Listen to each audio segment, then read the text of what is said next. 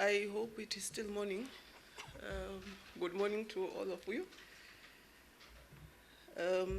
Where I come from, when you greet, you expect a response. So if you say morning, you expect people to either say good morning or just morning in response to that. My name is Makondelele Makatu. My presentation is on the reaction of mothers towards adolescent pregnancy, and it was an exploratory study. I come from South Africa, University of Venda. My intention to conduct this particular study was informed by several factors, and one of them was the problem adolescent pregnancy comes with. And in my country, one of the factors is that once an adolescent falls pregnant, the baby is born, government give you sort of a subsidy for having a baby. So you have what we call child support grant, which is not even much, it's 200 and something. But in the family, adolescent pregnancy comes with shock, stress for both adolescents and also parents. And finding out that your adolescent daughter is pregnant can be overwhelming, irrespective of how the message is disclosed. And instead of positively responding to the news, mothers may react in a way that might be regretful later. And there are different factors that contribute to the reactions. Such factors also play a role in the way mothers come to terms and cope with their daughter's pregnancy. Amongst others, mothers react with feelings of happiness, particularly those who were struggling to have another baby. And maybe I should have included there, the other factor is if you are poor, you don't have money, you know at the end of the day, once this baby is born, you will have money. But for most of them, it comes with shock, anger, worry, nervousness, or even upset due to stigma associated with adolescent pregnancy and guilt that they should have prevented it. And the purpose of the study was to explore the reaction of Venda-speaking mothers towards their own adolescent pregnancy. The methodology, qualitative approach was adopted for its advantage in gathering an in-depth understanding of human behavior and the reasons that govern such behavior. An exploratory design was also adopted for its advantage in allowing a researcher to gain familiarity with a phenomenon and acquire new insight on the topic under study. Non-probability purposive sampling was adopted to select 7 mothers between the age of 35 and 45 years who speak Venda. And semi-structured face-to-face interviews were conducted that took 45 to 60 minutes around reactions of mothers, the contributing factors, and also the coping strategies. In order to analyze data, thematic context analysis was adopted. In order to ensure trustworthiness, credibility, transferability, and conformability were considered. The results are as follows. They were informed by the imaged themes from the data. I had 3 themes. The first one was reaction towards the adolescent's pregnancy, and such had sub-themes. One of them was shock accompanied with numbness and confusion. The moment the mother was told her own daughter was pregnant, she just got shocked. And for most of them, they even failed to disclose the news to their own husbands. And others experienced disbelief. They couldn't believe that really their own daughter were pregnant and had to verify by buying pregnancy tests just to be sure what they are being told is true. And some shouted at the informer or the person who disclosed this news. They threw unfriendly and disturbing remarks. And for others, they experienced anger that the adolescent, one, misbehaved, secondly, did it deliberately, or did not listen to the advice, or did not learn from others. And one of the mothers indicated that her firstborn also had a baby during adolescence. So she expected this one at least to learn from the experience of the elder one. And the excitement of having a baby coming for mothers who had only one child was also another sub-theme. Theme 2, factors that influence the reaction. 1, socioeconomic status. This was informed about the position in the community these particular mothers occupied. For example, when you are a leader of a community club, when at work you talk about your own views around teenage pregnancy or adolescent pregnancy, and knowing that you don't like that, or you teach other adolescents at church about adolescent pregnancy, now that this problem is in your own family, you get angry. And also financial hardship. For some mothers, this informed their own reaction, knowing that maybe only one parent is working or is bringing money in the family, and the next thing, this daughter is bringing another baby that affects their financial status because of the needs of this pregnancy. For others, fear of the future was another factor.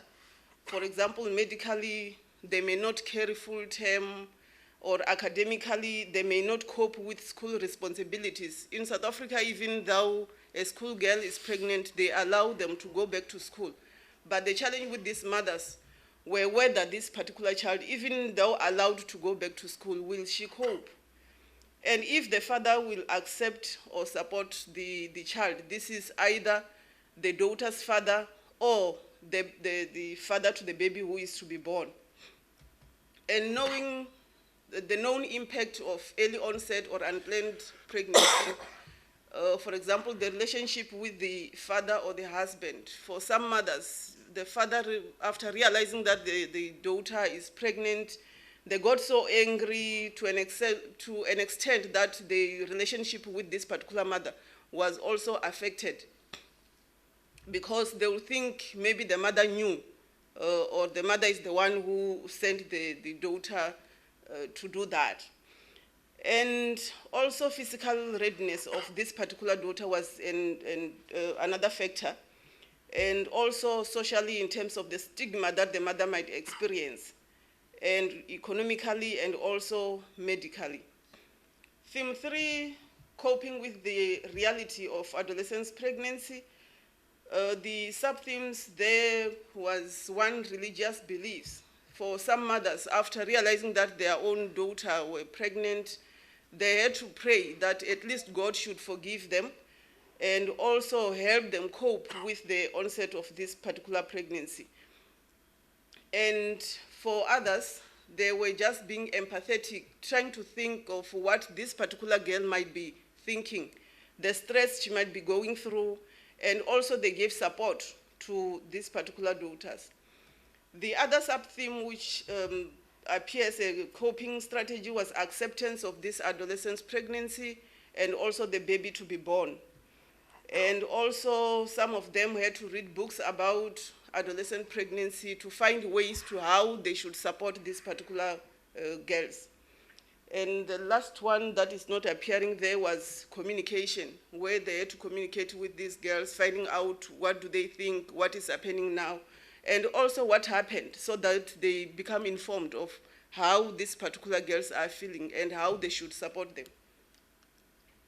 Limitations of the study: the absence of complementary interviews with fathers to elicit their reactions towards adolescent pregnancy, and secondly, only descriptive data were used qualitatively in order to extract themes and provide a better understanding of mothers' reaction in this setting. And the last limitation was the sample size, which was too small. 7 was not enough to generalize the findings to all Venda-speaking mothers. In conclusion, adolescent pregnancy brings with it emotional reactions for mothers, and such emotions are influenced by financial hardship, social status, fear of the future, and known impact of early onset of pregnancy. And religious beliefs, acceptance, support towards the adolescents and the baby, together with availability of the baby's father, appears to be the main elements that makes mothers come to terms and cope with reality of pregnancy. The study recommended that mothers should be positively willing to listen to their adolescent daughters who might be experiencing more stress as an outcome of the pregnancy before they react. Although they might be angry and feeling all other negative emotions, mothers should know that their adolescent daughters might be angrier than them with all fears associated with lifespan of pregnancy and the future. It is further recommended that the community should as well understand what mothers might be going through and therefore support them and their adolescent daughters. I thank you. Thank you so much. Thank you. Any questions, please? Yeah, please. Thank you. It's a very interesting paper. I'm from Australia and I'm an adolescent psychiatrist. I'm interested to know, you didn't mention the age of the girls who were pregnant, and I'm interested to know whether you could say something about the group that you were investigating, and also whether there were other factors that determined the grandmother's reactions, such as, you did mention the presence or not of the father of the baby, but you didn't mention factors like rape and HIV, which I did wonder about in the context of South Africa. So I wonder if you would make some comments about those things. Thank you. Thank you so much. I understand I only specified adolescents, which is between the age of 13 and 19. So for these particular studies, they vary around those ages. Like, although I didn't have 13 years, 14, 17, and 18, and also one that was 19 years. And the other factor, when I talk about medical issues, these are issues around HIV/AIDS and sexual infections. Because when these mothers talked about the factors that contributed to that, one thing that was obvious was if the girl fell pregnant, it means she didn't condomize. And as a result, HIV/AIDS might be another factor. Sexual transmitted diseases might be other factors. So I only mentioned medical issues because they specified that once she tells me that I am pregnant, I think of all those things. Is she safe? Is she not positive? Which the obvious factor, like I said, is that she did not condomize. Thank you. Any more questions? Yeah, please. Do you think the quality of relationship between mother and daughter could have a moderating effect on the reactions?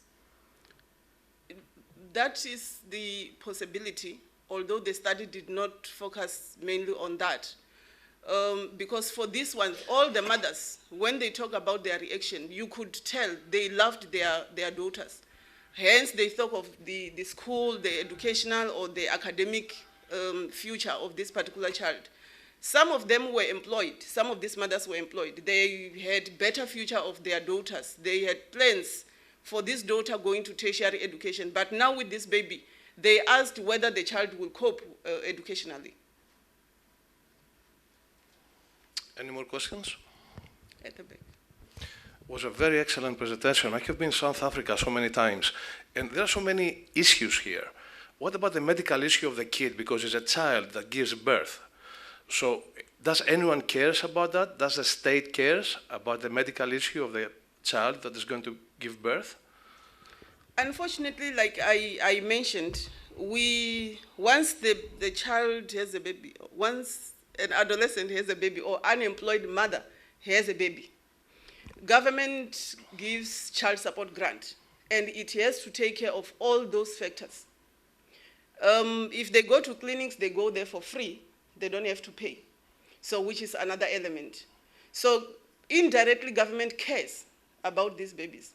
But for mothers, for grandmothers or grandfathers who are employed, they will have medical aids. Obviously, they will take care of the babies.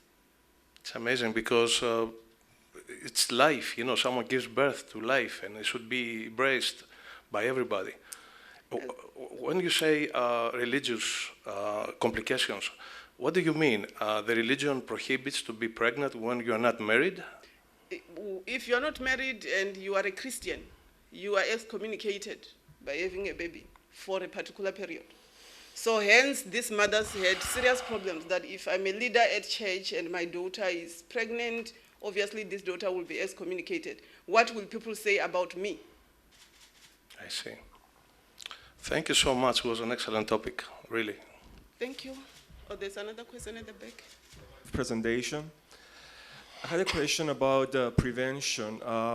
What do they do there for prevention and how effective is it?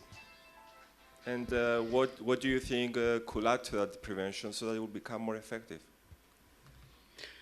Prevention generally is another factor that should be considered. And at schools, there in South Africa, they have condoms, although there are parents who don't promote.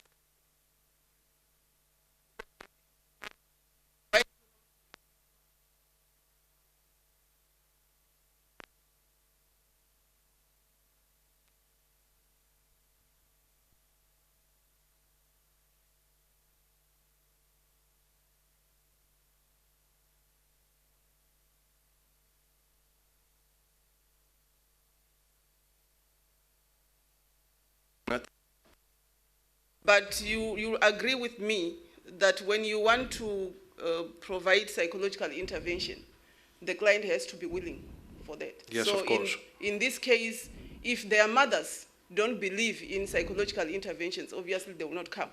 So, but if the parents do believe in psychological interventions, we provide counseling for these kids. Thank you so much. Thank you.